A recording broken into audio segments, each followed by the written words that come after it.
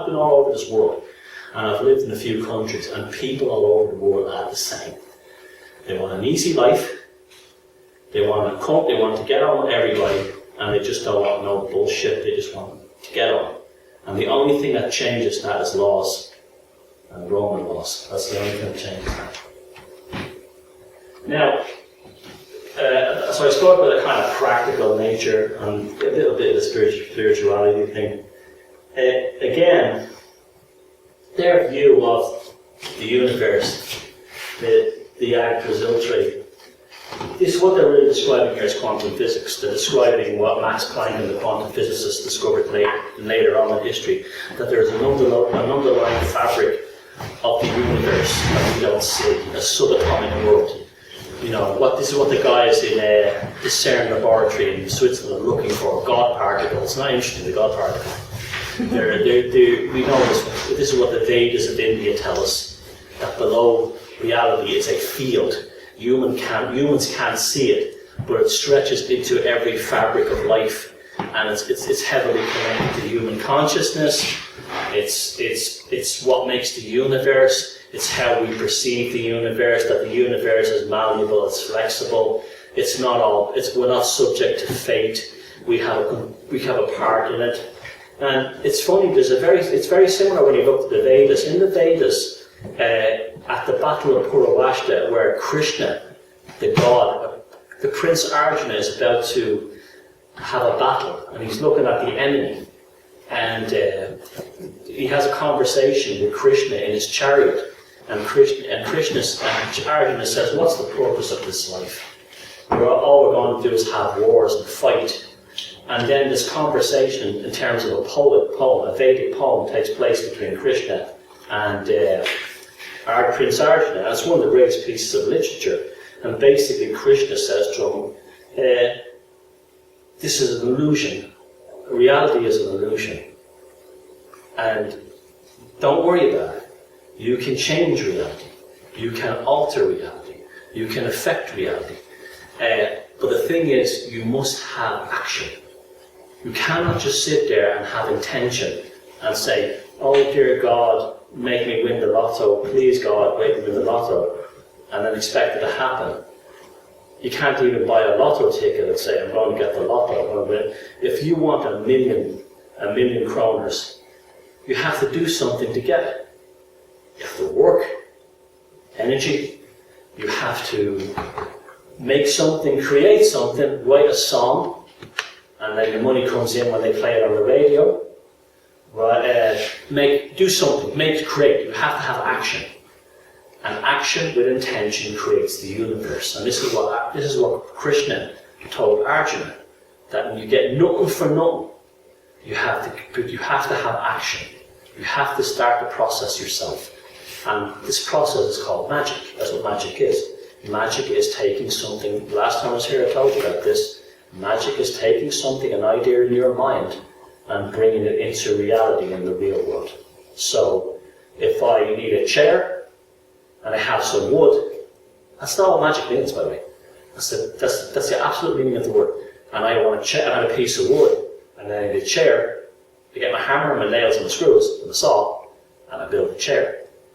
And I thought it in my head first, that's the intention. Then I got the wood, I got the tools, and then I made a little sketch. The sketch is the magic spell of what the chair would look like when I built the chair. That's all magic is. And so that's how that connects the spiritual to the material. And that's what the Vedas tell us, that's what the Druids tell us, that's what the Buddhists tell us, that's what even the early Christians like the Gnostics tell us this. That there's an underlying intelligence to the universe, and you have a stake in it. But it won't happen by wishing it to happen. It only happens because you manifested it here with 2 arms, 2 legs, a mouth, eyes, arms, skills, ability, language. You have to make it happen. But it will happen. And so that's what that represents. Their idea of the universe was the whole idea of the 9 worlds and the world tree, and all connected together. This was the underlying fabric, all the possibilities, all the lessons, all the stories, all the mythologies, everything contained in the human experience. inner reality on this planet.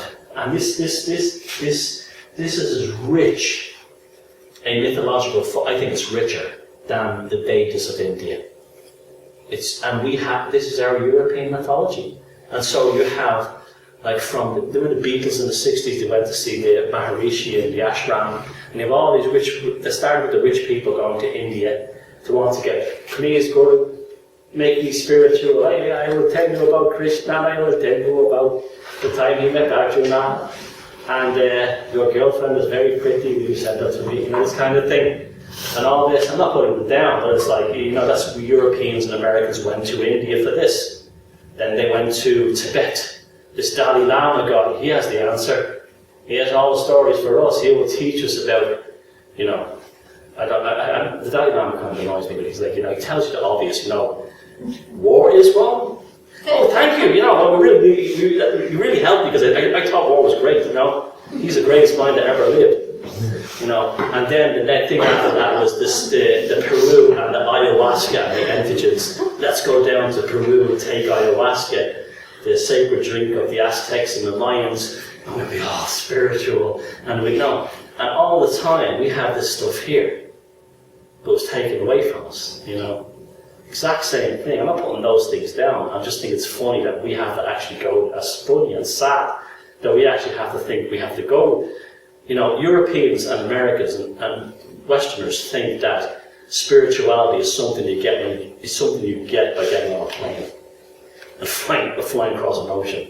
They don't realise there's something here. And this lady, I'm sorry, I forgot your name. She was telling me about a Stonehenge type thing that was found around this area near the airport. What's it called? Yeah. And they found a megalithic, and you said that when people go to it, they instantly feel relaxed and calm. And the Indian man from Venezuela, he didn't want to leave. Yeah. It was the best he had experienced being here 1.5 months. Well, Ireland is full of those places, those megalithic sites. So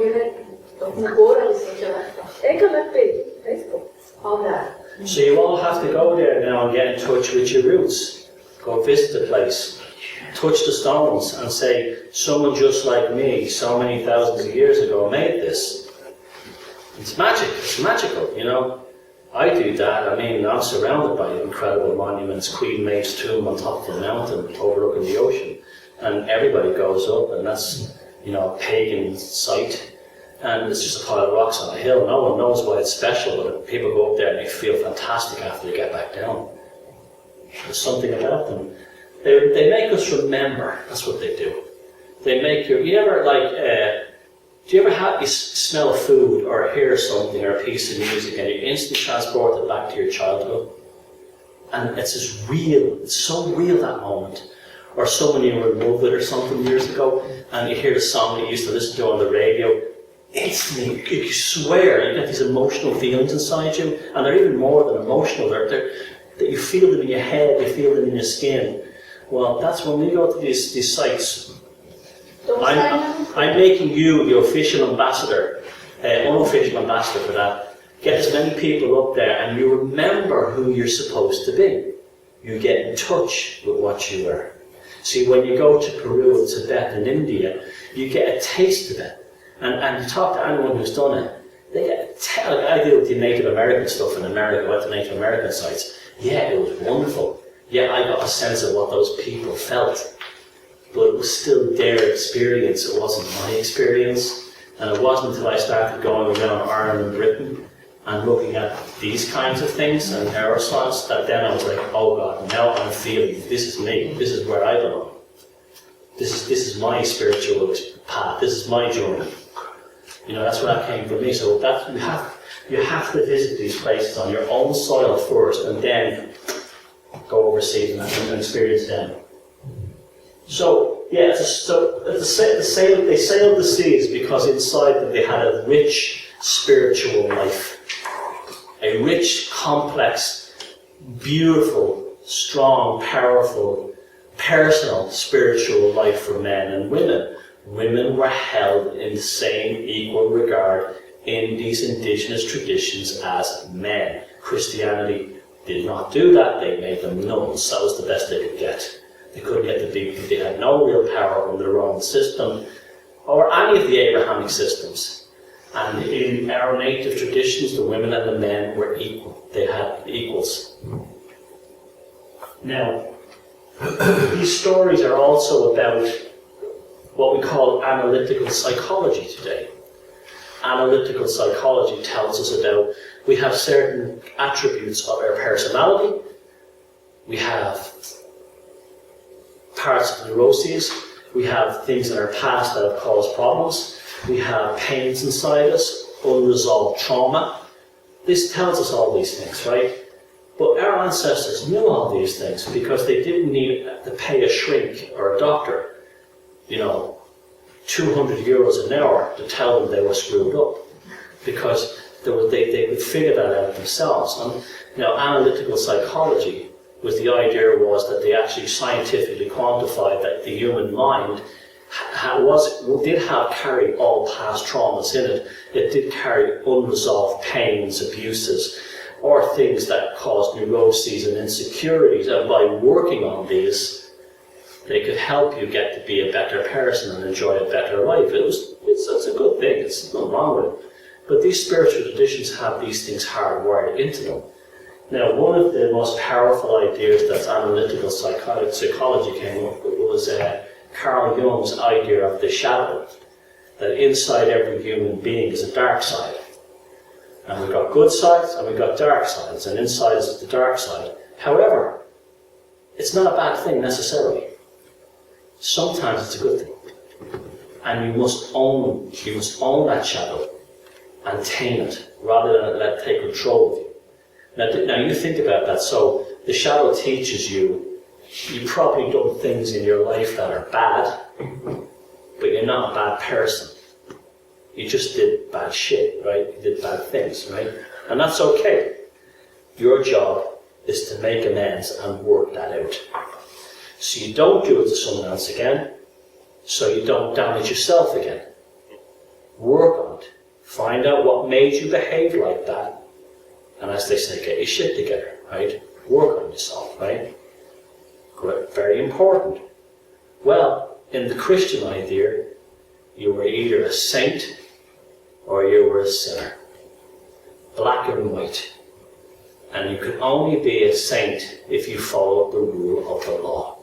So you could go to Central America and you could personally kill 1,000 lions, but you would go to heaven because you said your prayers and you went to confession on Saturday, and you went to Mass on Sunday and got communion. Black and white. So you didn't tame the shadow. The reverse happened. Your Christianity gave you a reason to attack others. And all these religions have this. The Islamic idea of the martyrdom. You blow up people, you go to heaven.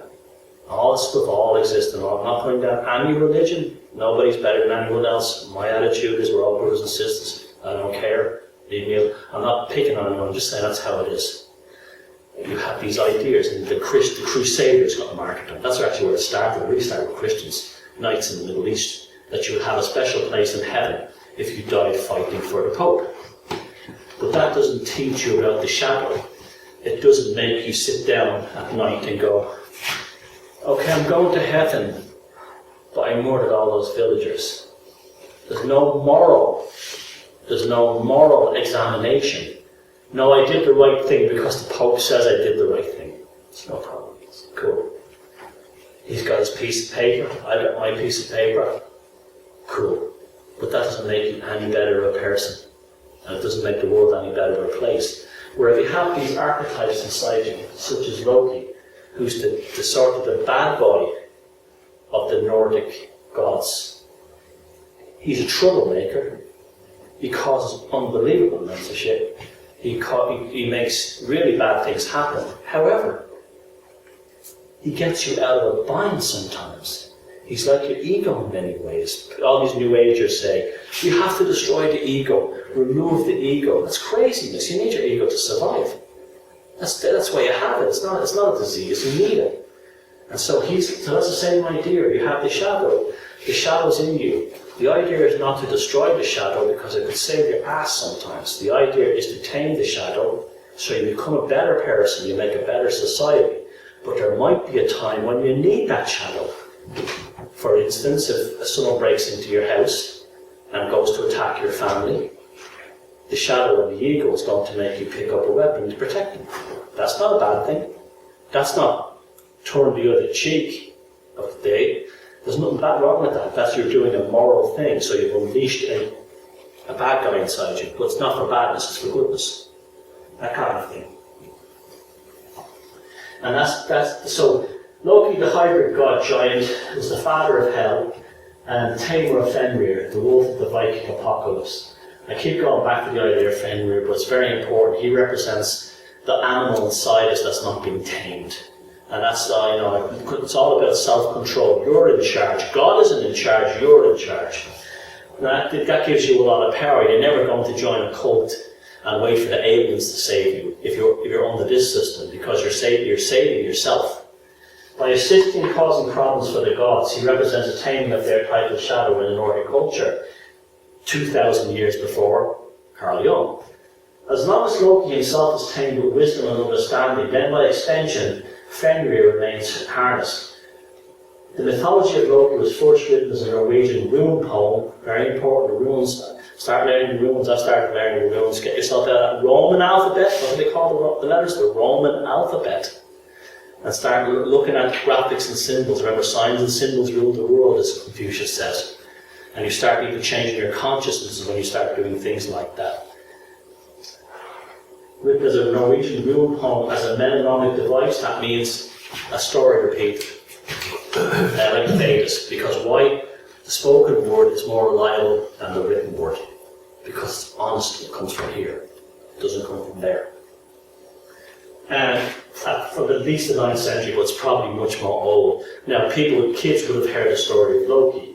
And then instead of their parents saying, Loki was a bad god, he caused nothing but trouble. He went in and he cut off Siv's hair, Thor's wife, and made her bald. Thor came in, he lost his mind and found him, and they caught him. And instead of killing him, he made a deal with him. He says, I'll get you some gifts. I'll get the dwarves and the elves to make gifts that will make up. I'll make a lovely new wig for Siv. That'll be nice until her hair grows back. Thor is like another god who's like a normal guy. He could have easily killed him, but at the same time too, he understands that, you're not going to, maybe we can get something out of this. We can make a deal. God's made a deal. So he goes and he gets Thor's hammer. And Thor's hammer is used for good. So Loki, the shadow, did something wicked. By being forced to make amends, created something that was better and more powerful than the wicked deed he did. Siv's hair grew back, and Thor's hammer has saved and rescued many humans and gods later on. And so it shows you that sometimes you need the bad guy around. Sometimes you need the problems in life to happen because they cause you to have solutions that create a better solution that's bigger and better than the problems that the bad stuff created. Great lesson to learn. Great lesson to learn. These were all told in the forms of stories. And that's my favourite picture of him. That's from much later, but I love the expression on his face. He's up to no good. He just looks like he's up to no good. And he also looks like the Joker. He looks like the Joker in the tarot card, the Fool. He reminds me of that a lot, which is a very similar idea. The Fool and the tarot, he doesn't care. Let's see what happens, that kind of thing. Loki is a shapeshifter. You see, that's the psychopathic aspects of Loki. Psychopathic individuals are shapeshifters. They change personality to what they want. I walk in here, I walk around the area, okay. Hey, what's your name? What are you into? And you say, I like horses. I love horses. I've got a ranch in California, you should come out sometime. I don't, I'm a craft horse. And you say, I love horses. You know, my favourite horse died last week, I'm so upset. And you're like, oh, you must be a lovely guy. And I go, what do you into? I hate horses. Yeah, I hate them too, they're horrible. Aren't they terrible? And then I'll say, you see that one over there? She's a bit weird. She likes her horses too much. And I say, there's something wrong with her. she hates horses completely. So you think you can trust me, and I've turned you against each other. That's how the psychopaths that work against us all. That's how they work against us all. We don't want those people in the neighbourhood. They're different. I've got a bigger house than you. I've got 2 houses. I've got a fancier car than you. My husband is better looking than you. My kids are better looking than you. You understand? That's all shape-shifting when you think about it. It's teaching you a lesson to do not be a fake. You know, when someone says to you how much you earn, I'm broke, I don't make much money, and you feel okay about that because you're telling the truth. Where you tell a lie, you shape-shift and tell a lie. How much do you make? Oh, I make a fortune. I'm a CEO of a big company that supplies golf equipment. Well then, look at the energy that that's going to take to the energy, the energy that it's going to take to defend that lie. You understand? Now energy is going to be needed to defend. So can I see a store? Oh, let me think about it. It's not opened yet. You know, that's the shadow. It's now out of control. Where if I told you the truth, right? I don't have much money. I'm not well off. There's no light to defend. So I think what all the shape-shifting stories of Loki, they all come up with the same idea. It just causes a mountain of trouble. So don't be a shapeshifter. Be honest, because the truth is self-evident. A lie you have to work to defend. Beautiful, beautiful stories. So you go from a fly to an old woman. The trickster, jester god, his actions can result in positive developments. Thor's hammer, because he started all this crap by cutting his hair off. You have to go get the hammer. And he mixed the gods mean with madness. That's why the gods used to let him off a lot of times, because sometimes he was fun, sometimes he was useful. So he was mean and malice. And he was instrumental in the big showdown before Ragnarok. So he was needed, he was something you had to tolerate. Okay, so every human being in this world is not perfect, right? There are people we will have to deal with that. They're probably not bad people, but they're a pain, and they're difficult to deal with. And you say to yourself, what can you do? I have to do it sometimes. Or you have to deal with the things that didn't work out. You get a project that failed, it didn't work out. What do? Be bitter and angry about it for the rest of your life? No, you work on the shadow of it by saying, well, okay, maybe the whole business deal fell apart, but I got an education about dealing with certain aspects that I didn't have before. Beautiful. Simple. Our ancestors 1,500 years ago lived like that. They didn't need to go on these business management training courses. They didn't need to go on these staff things, all this stuff. And when I worked for, I won't name the bank in Ireland, they said to us, we're going to have a staff get-together, and it's going to be team building. We're going to build the team up. And it was paintball. And it was like, it was the opposite. It was the opposite. Everybody were getting out their frustrations. The opposite. Team building. You're pretending you're killing your boss. And this is the whole idea of Odin. He's the god he's not perfect. He's the god that's not perfect. He's the god that has his faults. He doesn't understand everything like Jehovah, the God of the Bible. He has to get wisdom. He sacrifices one eye to get a certain wisdom. He handicaps himself, because that's the teachers that nothing for nothing in this life comes for free. Not even the gods are immune to this. He has to go and he has arguments with his wife. Yes, just like a human does. He comes down to earth, he helps people, he helps men, he gets information. He's always trying to help make the universe a better place for everyone. He's a God who works with you. He's not a God who orders you around. He's the God that's here to help you. And he's not an infallible dictator. He's very much the opposite. He's a guy who wants to help and make things good and make things right. Now, then he knows his own fate awaits him. Much have I travelled, much have I tried out, much have I tested the powers. From where the sun will come into a smooth heaven when Fenrir has assailed the one. Meaning that he knows Ragnarok is coming. He knows, just like any human being, that sword of Damocles will fall one day, and we're all subject. He's subject to fate just like the rest of us. But in the meantime, he's going to live a good life. He's going to do what it has to take to make the world and the cosmos be safe for gods and men. He's going to keep the shadow at bay. He's doing all the same things a human being has to do. And his wife feels sad all the time because she knows one day they're all going to be wiped out in the great battle. But no problem, the world will begin again. We'll be okay. We'll be okay. We're all right now. And so there's a mature fatalism.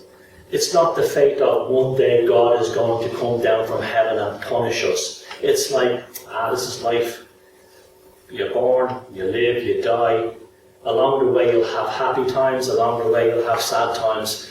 But you make the most of it and you try to be a good person. That when your time to leave this earth and go to the next world comes along, you can sit down and say, well, I did this. We tried, we made this better for this person. We helped this, we made the world better. I didn't just order boss people around. I made my life better, which is most important. You always work on yourself first, and then you work on the world. And you always work in your own community, and you don't work on the whole. You don't try to save the world. You try to save yourself first, not save yourself. Fix yourself, and help the people around you. Because that's the way, when you're trying to save the world, you're becoming a god yourself in a way. And then, this is a quick thing about the swords that they built. They used to build these Ulfar swords that were made from crucible steel. Now, this is still a great mystery. They had a sword that was actually created almost like in a religious ritual, and the steel that sword had actually prevented fights. Because if you walked up to someone and had an Ulfar sword, and a Viking pulled it out, okay, we're not going to fight. Because you knew right away you didn't stand a chance. Because they had crucible steel from the Middle East. Again, we're dealing with a technology thing. And again, they used to do a ritual and create a sword. They would drench them in oil, or what they call dragon's blood, which we don't know what it is. And it would also, like I said, it would invoke the mythology. The sword was made of a crucible of iron and fire, and then it was quenched in cold liquid. And that's how the world was created to the Nordics, to the Vikings. There was a place of ice and a place of fire. When they came together, life came about, the gods came about. The universe was created. Very similar to alchemy. It didn't come around until about 400 years later. But when the sword was being made, incredible engineering this thing was. They would take it out of the crucible and they would plunge it into the quench. And there were two things would happen. If they heard a click, the sword was destroyed because it fractured. But if they didn't hear a click, something incredible happened. All the atoms and molecules, all the molecules in the sword would go from that to that. They would lock. And the sword was incredibly flexible. It was crucible steel. It could bend. It couldn't crack. So even creating a sword was a magical experience. They weren't just creating a weapon, they were creating a wand. And the sword would be shown. There's loads of things in the Anglo-Saxon chronicles. These swords were very highly prized in Ireland. They were always trying to get to buy them off Vikings.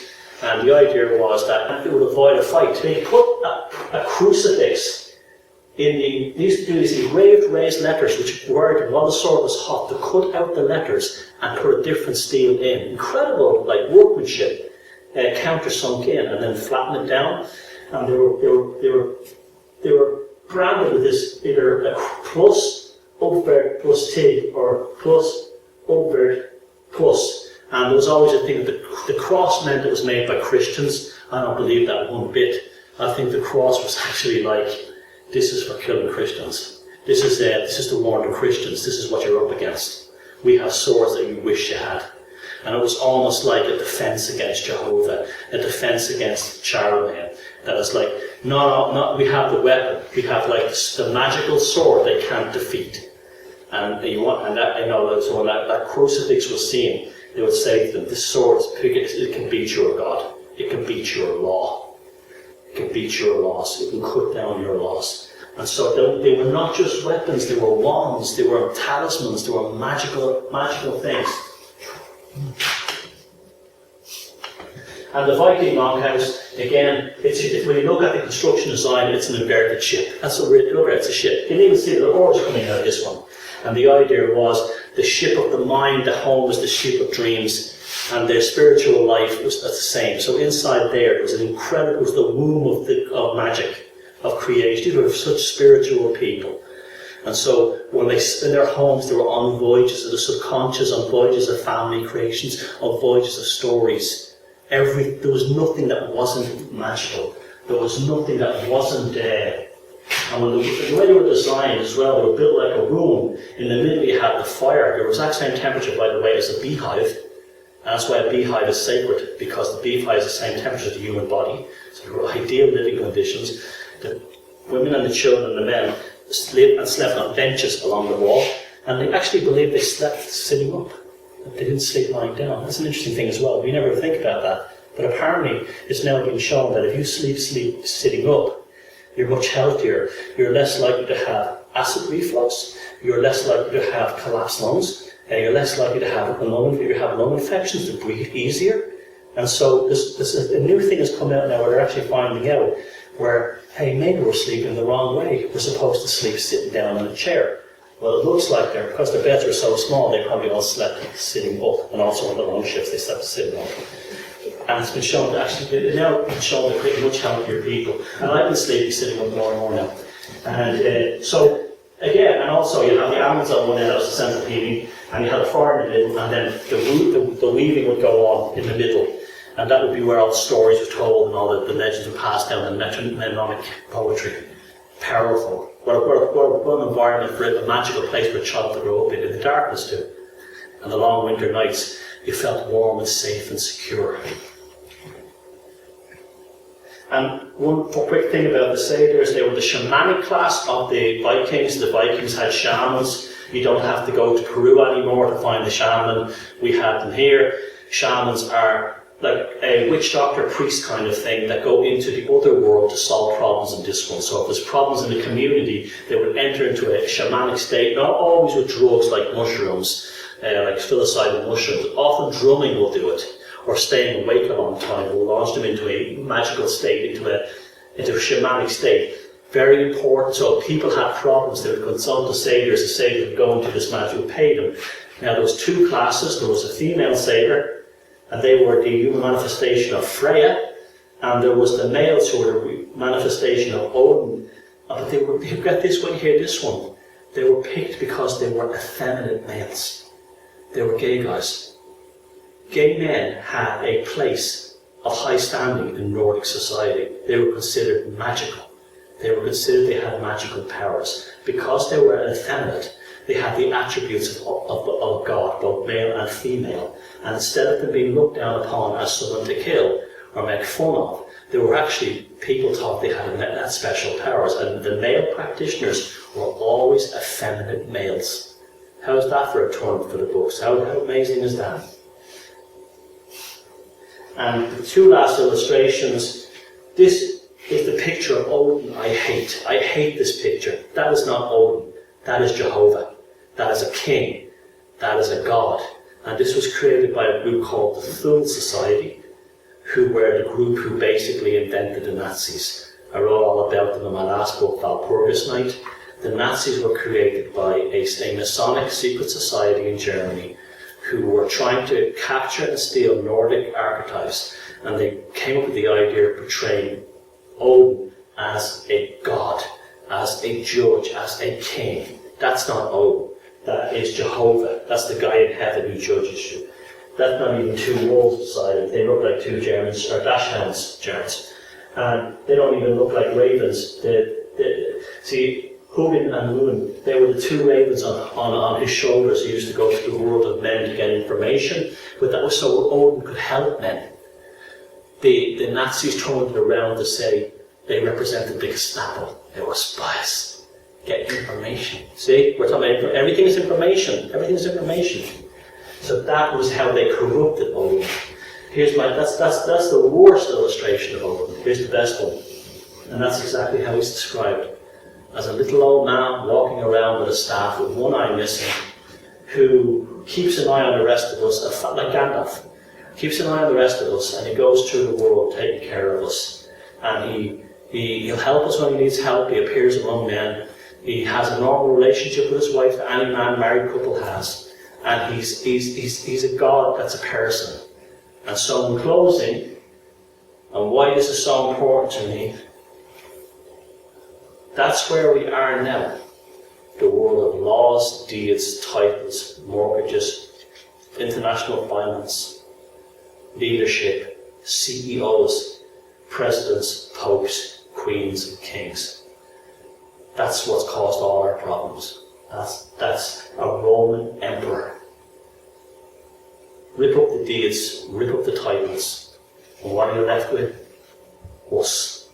And that's where we're us. And that's what I'm devoted. That's what I'm going to spend the rest of my time devoting my life to, is to spread this message out that there was once a time before our gods were bullies and kings and tyrants, when they were just like us, and human beings, their lives are better because of it. So thanks very much again for coming, and I hope you enjoy it.